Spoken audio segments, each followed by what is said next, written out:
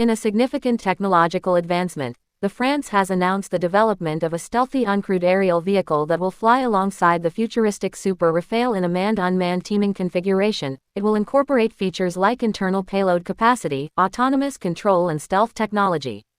India has approved 2 major defense contracts, including a project to build 2 nuclear-powered attack submarines and acquisition of 31 MQ-9B Predator drones from the United States. The combined cost of these programs is estimated approximately $8.2 billion. This move is seen as part of India's broader strategy to counter China's expanding military presence in the Indian Ocean.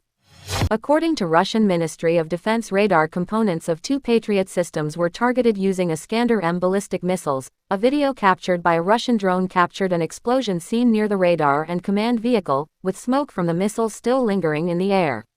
Anduril Industries unveiled single-operator vertical takeoff and landing autonomous aerial vehicles designed to meet various operational needs, dedicated to intelligence, surveillance, and reconnaissance missions. Also, the Bold-M, an advanced variant, offers precision firepower with automated tracking and strike capabilities.